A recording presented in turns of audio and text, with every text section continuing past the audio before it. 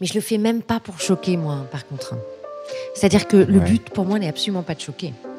Mais j'ai un humour qui est comme ça. J'ai grandi avec Les Inconnus, j'ai grandi avec Coluche, Le Luron. Enfin, c'est ma mère qui écoutait ça et du coup, elle m'a fait connaître après. Mais j'ai pas la sensation de faire un humour trash, moi. Ouais. Alors, c'est drôle quand je vois les gens être là, genre... Oh, bah dis donc, être balance, bah dis donc. Mais non, pas du tout. Si vous êtes tombé sur un passage d'un humoriste sur scène au Festival de Montreux, vous vous êtes déjà peut-être demandé comment il a écrit son texte, enfin surtout qu'est-ce qui lui en a donné l'idée.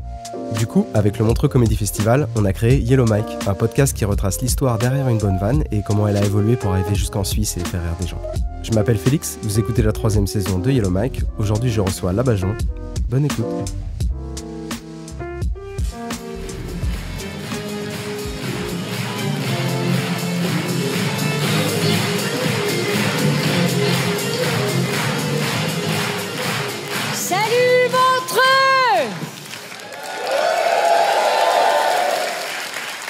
J'adore la Suisse. J'ai des amis qui ont de l'or planqué chez vous. Ça a beau être un petit pays, il y a beaucoup de spécialités. Hein. Le fromage, le chocolat, les montres. Genre, c'est un savoir-faire, ça. Les montres suisses, ça sert plus à blanchir ton pognon qu'à te donner l'heure. Non mais je comprends que ça puisse faire fantasmer d'un truc qui vaut des millions au poignet. J'ai ressenti ça, moi, en fistant Bernard Arnault. Voilà, bonne soirée.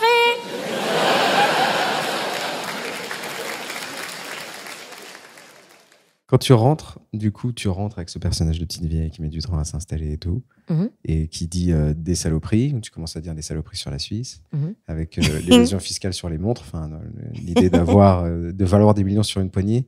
J'ai ressenti ça en fistant Bernard Arnault, qui est quand même finalement assez... Là, je crois que les gens s'attendaient pas. C'était brutal comme entrée en matière. Et j'aime bien parce que je pense que c'est maîtrisé, c'est volontaire. Mais c'est là où tu dis bonjour, après. Oui. Oui. Si, je l'ai dit, salut Montreux au début. Oui, mais ce que je veux dire, c'est là, tu dis une grosse saloperie, rire. Oui. Bonsoir. Ça va, vous ça va, vous C'est bon, ok, on a compris à qui on avait affaire. En fait, c'est comme si j'arrivais, je brise la glace, en fait. Je présente tout de suite le perso, il n'y a pas besoin de dire bonjour, alors je suis misanthrope, j'aime pas les gens et je vous emmerde. Non, c'est d'un coup, je vais vraiment parler d'eux. Je leur parle d'eux, de la Suisse et tout, et de l'hypocrisie, hein. C'est-à-dire les montres suisses qui servent plus à blanchir ton pognon qu'à te donner l'heure. Voilà. Dis donc, il y en a du monde ce soir. Ça me fait du bien parce que moi, j'ai plus beaucoup de visites. Avec tout ce que me coûtent les pâtes plus l'inflation, j'ai plus les moyens d'avoir une famille. Tiens, au départ, mon petit-fils, il était sympa pour un manga, maintenant c'est pour une PS5. Alors ses parents, ils disent qu'il fait sa crise d'adolescence. Moi, je dis que c'est juste une pute qui a augmenté ses tarifs. Tiens, à Noël, il a découvert mon revolver qui était dans ma commode.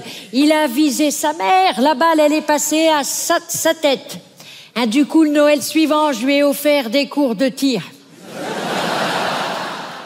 C'est pour moi une difficulté supplémentaire d'arriver avec un perso dans un plateau d'artistes, dans le sens où le stand-up, c'est très direct avec les gens, il y a une facilité.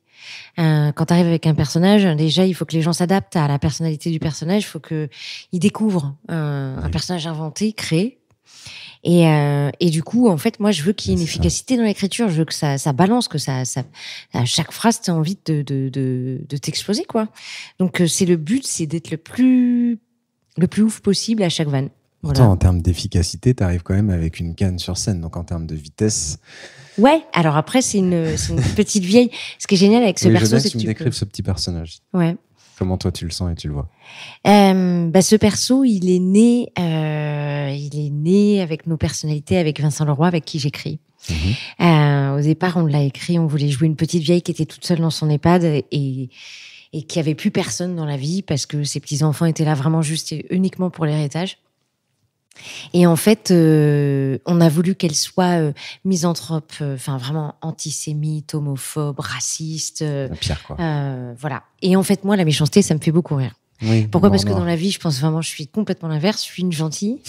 Et donc, du coup, de pouvoir balancer des trucs immondes, vraiment, ça m'amuse beaucoup. Ouais. Et ce perso, il peut tout dire parce que on a tous croisé dans notre vie une petite vieille, que ce soit peut-être nos grand-mères ou une petite vieille qu'on a croisée comme ça, qui délire, qui sort des trucs qu'on n'aurait jamais vu venir, un scud de fou avec une méchanceté dégueulasse. Et on se dit, allez, oui, mais elle est vieille, quoi. Ouais, voilà, puis du coup, du coup, en fait, on lui pardonne tout.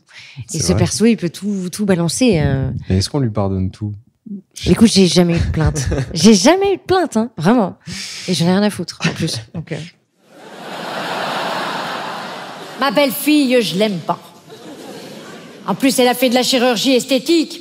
Alors j'ai dit avant qu'on la refasse, est-ce que ça aurait pas été mieux qu'on la finisse ? Quoi ? C'est malin maintenant, elle a les lèvres toutes gonflées. Alors j'ai demandé à mon fils s'il avait pas l'impression d'enfiler un zodiaque. Moi, on m'a dit, tu nous enterreras tous. Jusqu'à présent, j'ai enterré mon mari, mon frère, ma belle-sœur. Un Dieu soit loué, jusqu'ici, j'ai perdu personne que j'aimais. Mais après, tous les sujets en prennent pour leur grade, hein, parce que on parle de Suisse, on parle de... Mais là, moi, je lis des trucs, la chirurgie esthétique, ou l'impression d'enfiler un zodiaque, enfin bref. Ça te permet, ce personnage, il te permet d'enchaîner des trucs, quoi. Et de résumer le truc à Dieu merci, aujourd'hui, j'ai perdu personne à qui je tenais. Ouais.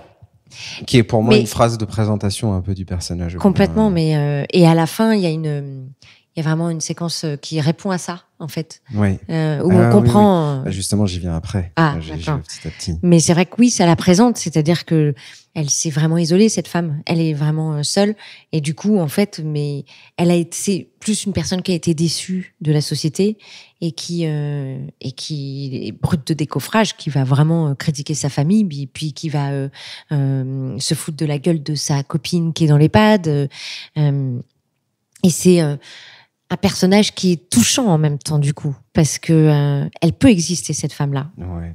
Mais tu le tiens, même avant de monter sur scène, hein, je te voyais, quand tu prends le micro, t'es déjà avec la canne et tout. Ouais.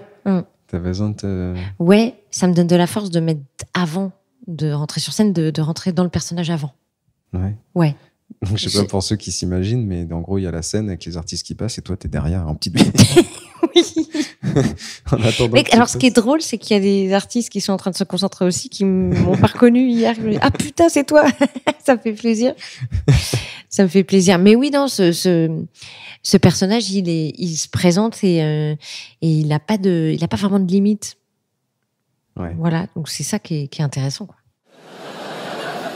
À mon mari foutait tellement rien que quand il est mort d'un coup dans le canapé, j'ai mis 3 semaines à m'en rendre compte. Ce qui m'a mis la puce à l'oreille, c'est que ça faisait longtemps que je l'avais pas vu raide. Il y en a qui l'auront demain, celle-là, hein, allez. Bon, qu'est-ce qu'elle fout, l'infirmière, là ? Il m'en change tous les jours en ce moment. Alors, elle est de quelle couleur, cette fois ? Ah, je la connais, celle-là. Elle veut changer de boulot pour devenir auteure. Elle me dit, oui, mais j'ai du mal à trouver mon style. J'aimerais bien trouver une écriture qui me ressemble. Je lui ai dit, bah, t'as qu'à écrire en gras.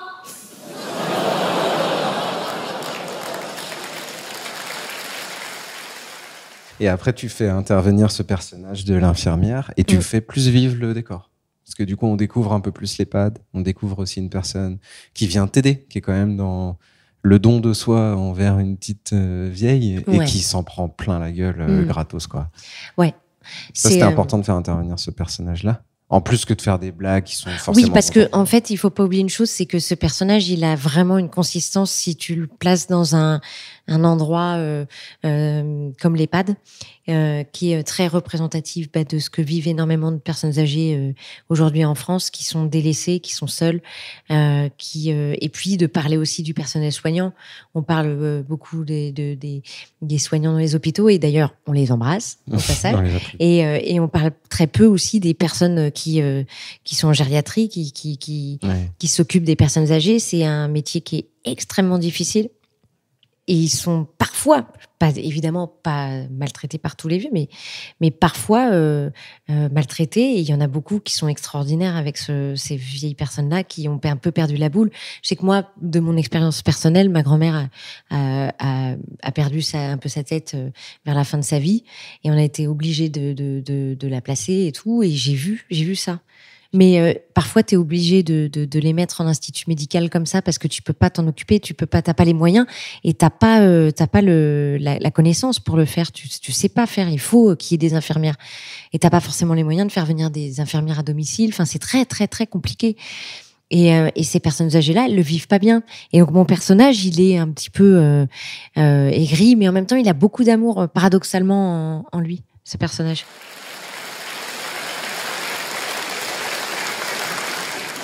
Ah, tiens, madame l'infirmière, vous pouvez me récupérer la télécommande qui est sous le lit. Voilà. Alors elle, on voit ça. En plus, elle a mis un string ficelle. J'ai l'impression d'être à côté d'une paupiette qui parle. Hein? Oh, Mollo, Raymond! Voilà, c'est Raymond, mon voisin de chambre. Alors lui, depuis qu'il a entendu que la masturbation, ça aidait à lutter contre le cancer de la prostate, il a lutté bien plus contre le cancer que n'importe quel laboratoire pharmaceutique. Je le connais bien, c'est un ex. Moi, j'ai arrêté d'avoir des relations sexuelles avec des seniors.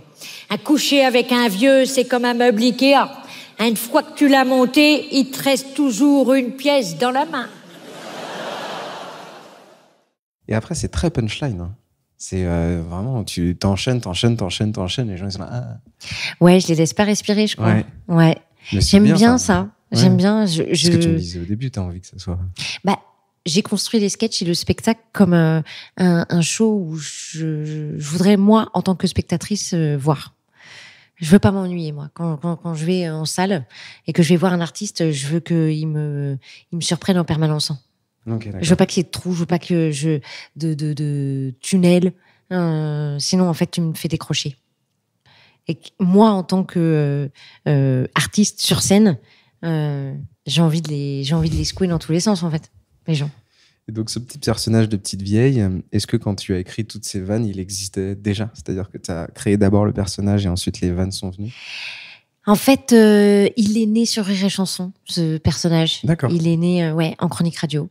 Et ça a été tout de suite instantané. Il y a eu beaucoup de gens qui m'en ont parlé. En radio, il marche vachement bien. Et bien, c'est un podcast, hein, c'est parfait. Ouais, c'est parfait. Et du coup, je l'ai mis sur scène. Okay. Et sur scène, il est encore plus... il est plus trash encore. Hein. Il va plus loin, ouais. Tiens, d'ailleurs, vous savez comment on appelle une petite vieille qui couche avec un petit jeune? Une cougar. Et comment on appelle un petit vieux qui couche avec une petite jeune? Un vénard. Et comment on appelle un homme qui est prêt à coucher avec moi? Qui a dit un crevard? Dis donc, je te rappelle que mamie, elle a fait ses premières pipes avant tes premiers pas, hein? Et du coup, je voudrais quand même revenir un tout petit peu sur ta notoriété, parce qu'en fait, je lis mes notes, mais bon, voilà. En 2017, tu as fait une vidéo avec Pénélope Fillon, où tu joues l'avocate de Pénélope Fillon, où il y a eu à l'époque une grosse polémique autour de l'affaire Fillon. Ouais. Et ça t'a fait vraiment décoller. Et en plus de ça, tu faisais énormément de vidéos sur Internet à cette époque-là. Donc, tu en as enchaîné, je sais plus combien, mais tu es à plus de 100 millions de vues. Enfin bref, c'était un espèce de truc exceptionnel. Quoi. Ça t'a monté dans une notoriété incroyable. Quoi. Ouais, c'était fou. Et du coup, voilà, je voulais avoir ton sentiment là-dessus. T'as vu vraiment le truc venir Non, pas du tout. En fait, c'était vraiment une colère saine de citoyenne complètement lambda, quoi, de voir des politiques qui font les lois et qui se croient au-dessus. Et en fait, ça a été peut-être la goutte d'eau qui a fait déborder le vase chez moi, où on voyait beaucoup de politiciens trempés dans des affaires, ne rien avoir comme conséquence, vraiment, où la justice à deux vitesses, elle était vraiment avec un gros doigt, quoi. C'est les Français, on s'en fout et on fait ce qu'on veut. Et donc, du coup, j'ai voulu écrire là-dessus. Avec Vincent, on a écrit sur un coin de table, on l'a filmé dans l'heure et on l'a posté. Par contre, on savait au moment de publier, au moment d'appuyer sur le bouton, on s'est dit, waouh, on a un truc. Quand même, là, je crois qu'on tient un truc. Et il y a des gens dans mon entourage qui m'ont conseillé de la supprimer tout de suite. Et j'ai failli céder en me disant je vais avoir vraiment des problèmes. T'as eu des problèmes? Et non, j'ai pas eu de problème. J'ai pas eu de problème. J'ai même été contactée avec beaucoup d'humour par le véritable avocat de... Merde, je devrais pas le dire, ça. Bon, on s'en fout. De Pénélope Fillon. Oui. Qui a rigolé, voilà. Ah oui, Qui a rigolé parce que je me foutais de sa gueule dans une des vidéos que je faisais sur scène. Mais non, j'ai pas eu de problème. Et à partir de là, en fait, j'ai vraiment rencontré mon public. D'accord. Et des gens qui étaient au même stade que moi, je pense. Ok. Voilà.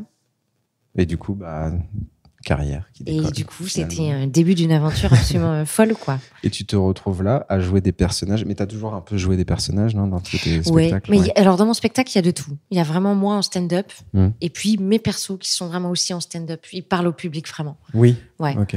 Et ça permet une certaine folie et vraiment une complicité avec le public. J'ai lu, ça te permettait d'éviter le trac. Alors c'est plus le fait d'avoir un message de fond dans mes sketchs. Ouais. J'ai plus peur de pas faire rire. Ça, je trouve ça assez intéressant parce qu'effectivement, ton humour ne peut pas aller chercher du fou rire nerveux forcément. Enfin, il peut y avoir de la nervosité qui vient de la gêne. Mais oui, tu as un peu ce truc où il y a un malin plaisir à fixer. Mais je le les fais gens même dans pas les pour yeux. choquer, moi, par contre. C'est-à-dire que le but pour moi n'est absolument pas de choquer. Mais j'ai un humour qui est comme ça. J'ai grandi avec les inconnus, j'ai grandi avec Coluche, le Luron.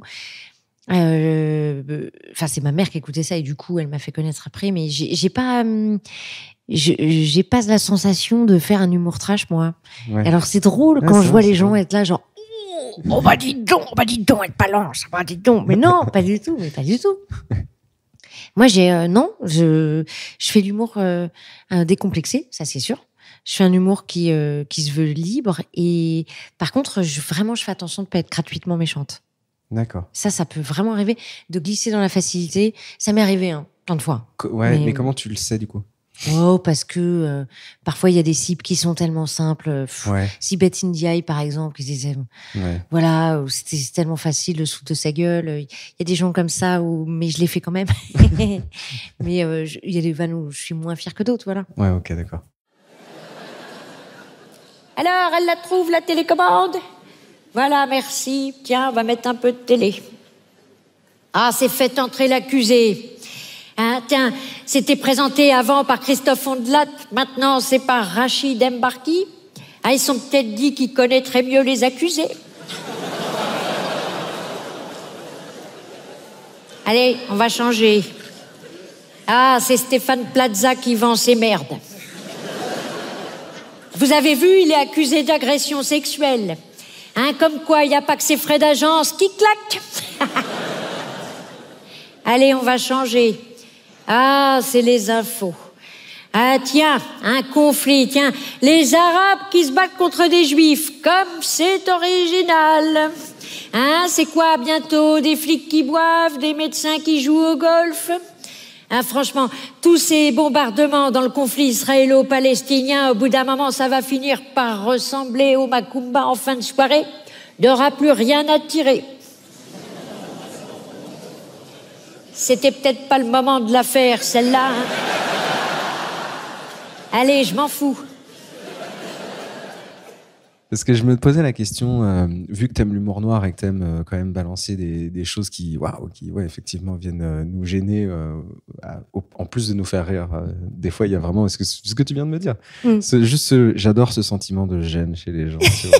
Pas forcément un fou rire, mais dans qu'est-ce qui se passe? Tout le monde est coincé, personne ne bouge. Tu prends une salle en otage, quoi. Oui. C'est un peu ça. Ouais, mais c'est aussi pour les confronter à espèce de truc où t'as peur de rire de tout, t'as peur du regard des autres. On me pose souvent la question, peut-on rire de tout? Mais pourquoi on rirait pas de tout? Il y a un moment donné, tu vois, aujourd'hui, il y a beaucoup de gens qui s'offusquent pour une vanne. Pour ça, je ne comprends pas. La société est en train de devenir dingue. Et tu vois, quand une société comme ça prend mal une vanne et s'offusque pour un rien, tu vois vraiment que c'est une société pas saine. Tu vois que c'est une société qui va très mal. Ok. Pour toi, ouais. Pour ok. moi, vraiment, la Ouais. société va très mal parce que le moindre truc, la moindre vanne un peu osée, t'as des gens qui viennent, qu'on a l'impression qu'ils ont leur carte de membre de police de l'humour et qui arrivent et qui disent on peut pas rire de ça. Ouais. Et si, je risque de ce que je veux. Si ça t'a fait mal, va en parler à ton psy ou à ta mère. Mais viens pas m'emmerder. Mais t'es quand même un petit peu. Tu fais beaucoup de personnages et les personnages, ça t'aide aussi à. Oui, ça. Tu vois, parce ça- que si t'arrivais toi en tant que personne et en disant la même chose, c'est quand même un peu Bah oui, plus dur non, mais pour bien le- sûr, bien sûr. Mais c'est un angle après, c'est un angle Ouais. d'attaque pour être quelque part entre guillemets inattaquable. Ah, National Geographic. Tiens, moi j'adore voyager. J'ai une copine aussi, elle adore voyager. Elle va où le vent l'emporte. Non, c'est pas une aventurière, c'est une anorexique. C'est avec elle que j'ai visité la Mecque. Oh, c'était beau, tous ces Arabes tournés dans la même direction. La dernière fois que j'ai vu ça, c'était dans la file d'attente à la CAF. J'ai faim. Une fois, ça m'est arrivé. C'était au festival de Walidia à la Seine-Saint-Denis. Et en fait, j'ai fait un passage de Mamie Bajon que j'ai pas fait hier d'ailleurs, où vraiment elle dit ça fait plaisir qu'il y ait autant de monde ce soir. C'est là que je me dis que ma vie c'est comme un plat de charcuterie. Il y a un peu de gras, mais ça fait toujours de se réunir autour. Et puis t'es pas prêt d'y voir des bougnoules. Et là, en fait, j'ai vu la tête d'un mec au deuxième rang. Il avait une tête, mais j'ai explosé de rire. Mais vraiment des yeux, mais ronds, de surprise, de choqué à De vie. déstabilisé, Il était ouais. kéblo. Il est resté kéblo. Il était, mais choqué. Et je l'ai regardé, j'ai explosé de rire. Et en fait, enfin, c'est super drôle à voir, de susciter ces réactions, de gens, mais qui se disent mais qu'est-ce qu'elle dit? Elle est complètement folle.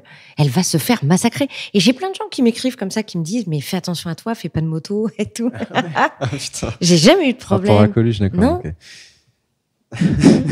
Bah, pour l'instant. Je me fous de. Un jus de fruits dans l'œil. J'ai faim. Dis donc, ici, ça nous coûte 3 000 € par mois. Alors, je sais pas où est-ce qu'ils remettent le pognon, mais certainement pas dans la bouffe ou dans le salaire du personnel. Hein, les plats qui sont cuisinés par l'autre PD. Non, je suis pas raciste, mais faut reconnaître que j'aime pas beaucoup les homos non plus. Hein, ouais, bah tiens, l'autre jour, au cuistot, je lui dis, bah tiens, t'as qu'à faire un stand sur une fête foraine, hein, à force d'avoir le trou de balle en étoile, tu vas finir par nous chier des churros.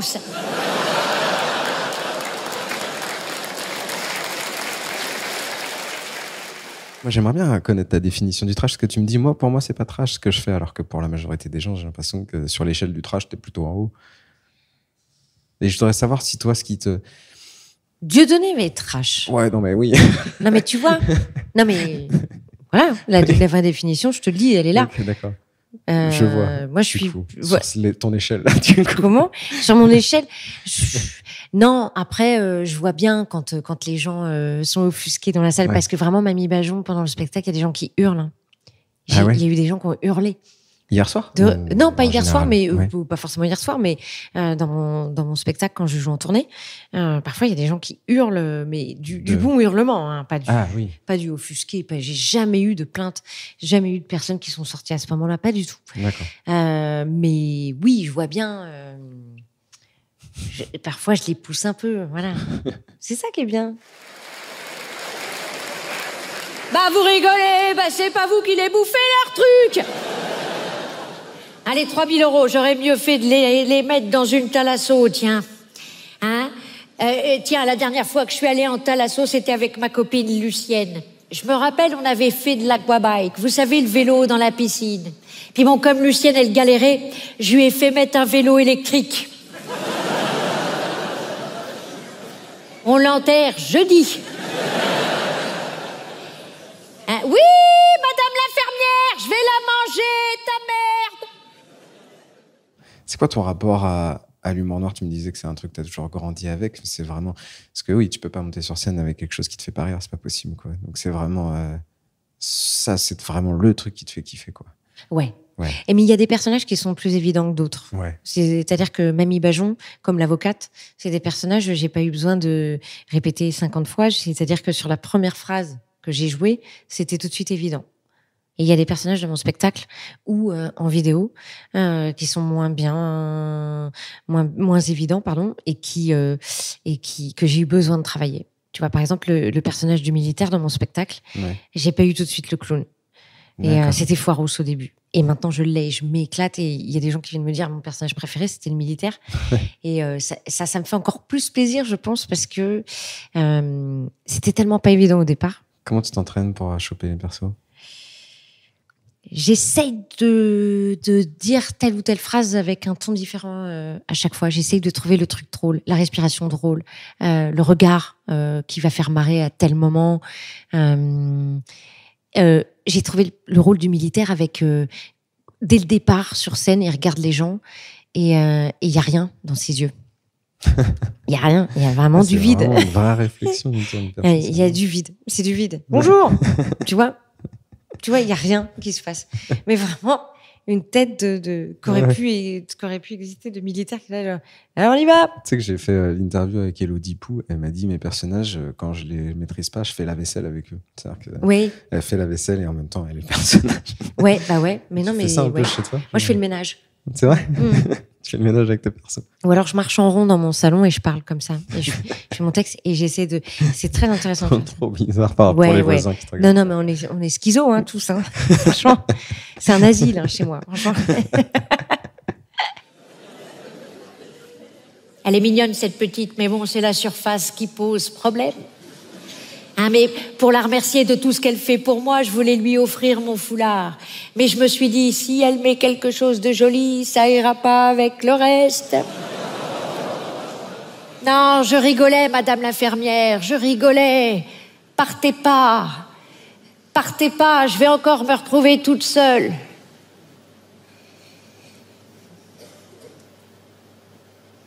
Elle est partie.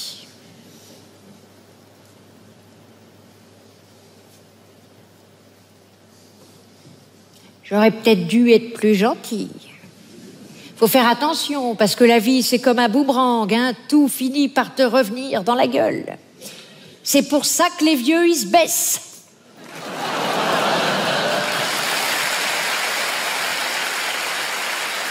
Merci, Montreux. C'est un passage sur un plateau, c'est pas facile hein, d'oser apporter une fin comme ça, de pas terminer sur un rire, mais de terminer sur une émotion et sur une note qui peut me mettre mal à l'aise. Mais... Oui, et à la fois, quelque part, qui vient justifier un peu plus les atrocités que tu as pu dire. Tu vois, Mais on comprend. Ouais.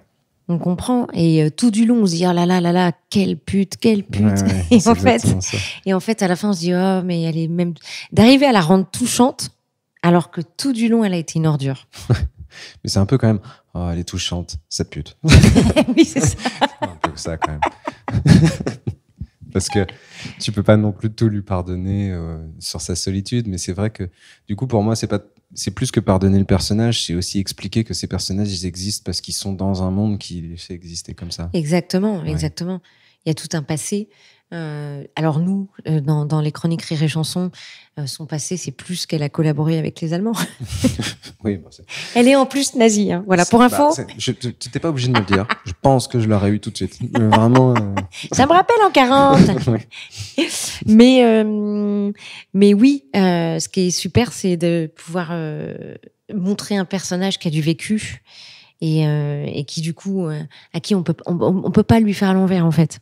Personne ne peut lui faire à l'envers. Elle va te regarder, elle va dire t'es qui, petit con. Tu vois, il y a des gens qui essayent de me parler parfois et tout, et c'est extraordinaire ça, ces moments-là. Oui, quelqu'un qui me balance un truc dans la salle et tout, je lui dis ta gueule. Et c'est génial. Ouais. Ah, mais c'est sûr que quand tu commences à faire un peu le fou sur scène et que toi t'es en Mamie Bajon, je pense qu'effectivement tu peux en prendre pour ton grade très très rapidement. Et puis les gens font pas les malins généralement, pas longtemps en tout cas, pas longtemps. Bah, ils savent hein, que de toute façon ils vont reprendre un retour. Puis bon, une petite vieille, tu mouftes pas généralement. Non. Mais en plus tu te dis bon bah écoute, de toute façon le temps va lui régler ça. Oui, c'est vrai. C'est grave. Ouais. C'est quand le prochain suffrage? Bon, ouais, c'est un peu court, dommage. Mais Oui, il y a un peu ça. Mais de toute façon, tu peux pas parce qu'en plus c'est comme un enfant, un vieux. Enfin, il y a quelque chose de tu peux pas. Mais c'est complètement ça frapper d'ailleurs. Un vieux, tu peux pas insulter un vieux, C'est exactement, t'as touché du doigt vraiment ce truc. C'est-à-dire que vers la fin de notre vie, on redevient tous un peu un gosse. C'est très marrant, hein, c'est cette boucle, cette boucle de retour à l'enfance. Et on n'osera jamais l'engueuler, on n'osera jamais. Toujours un peu mal à l'aise par rapport à ça. Et du coup, ça m'emmène moi sur des questions un peu plus générales. Mais moi, je me suis posé la question. Tu as toujours fait un humour politique, enfin, en tout cas sociétal. Sociétal, oui, pas politique. Pas si j'ai envie d'appeler ça comme ça, mais ouais. Non, sociétal, ouais, parce que en fait, t'es quand même porté par des combats, beaucoup plus d'humoristes. Ouais, mais j'ai pas envie de parler de moi. Ouais. Je trouve qu'il y a beaucoup de one qui le font et tant mieux pour eux et c'est très bien. Il y en a qui le font très bien. Ouais. Mais en fait, je me suis dit, tiens, est-ce qu'on parlerait pas de nous plus de parler de ce qui nous concerne tous. Mais est-ce que tu sens qu'au fond de toi, tu as une espèce de tension Une tension? Ouais, tu sais, comme tout le monde, non, je sais pas. Une envie de dire, parce que ouais, mais tu vas quand même sur scène pour dire ce que tu penses. Quoi. Ouais, pour moi, c'est tellement plus fort. Ouais. C'est bien de parler des relations de couple et je l'ai fait dans mon premier spectacle en plus, hein, vraiment. Ouais. On a besoin de cet humour-là aussi, mais on a aussi besoin d'un humour autre qui parle des sujets de société, mais aussi des sujets qui font l'actu. Et qui, en fait, cet humour-là, il permet de dédramatiser un petit peu tout ce qu'on vit au quotidien. Et on en a besoin, je pense, parce que ça fait quand même quelques années maintenant qu'on vit des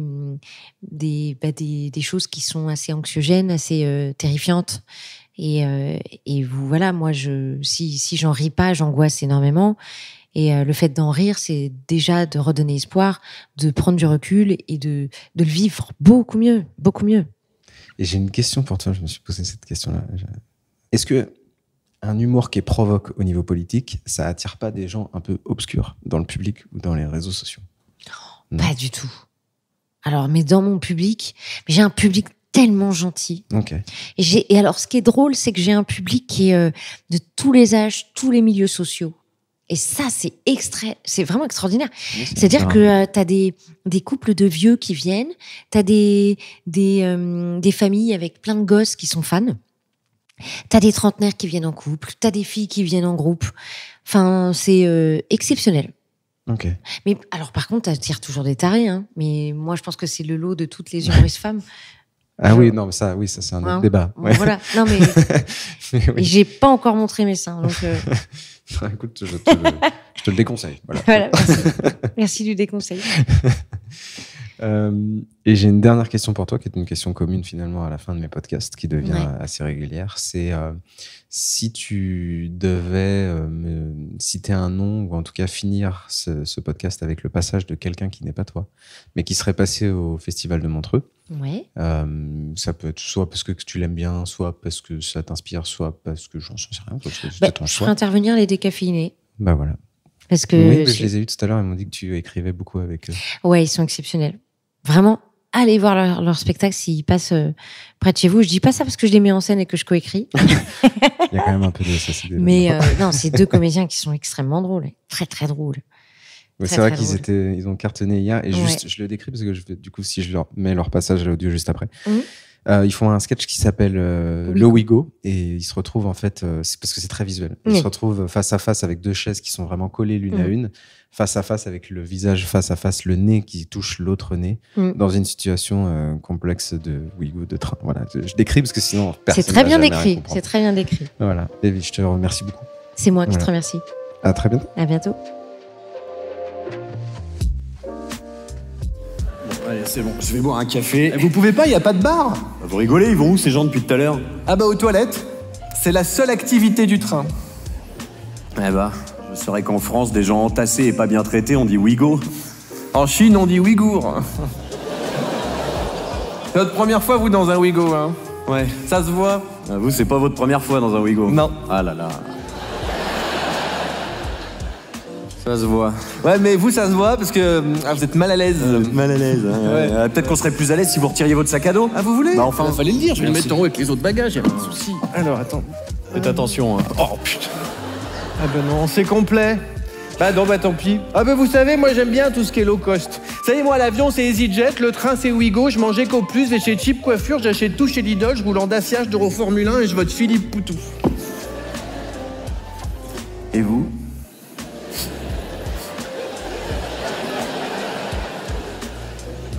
J'aurais adoré continuer cette conversation, mais j'ai du travail. Mesdames, messieurs, ce train desservira les gares de Mâcon, Lyon, Montpellier, Marseille, Lille, Strasbourg, un peu Nantes, reviendra à Marseille, Brest, encore Brest, Toulouse, Alger, Perpignan, Paris et ensuite, il sera direct jusqu'à Clermont-Ferrand. Et moi je descends à Clermont-Ferrand.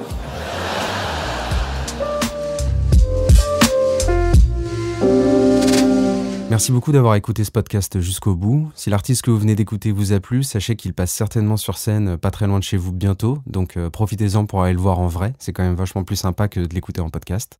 Et moi, je vous remercie vraiment pour votre fidélité, et puis je vous donne rendez-vous dans 2 semaines avec un nouvel invité. Allez, bisous!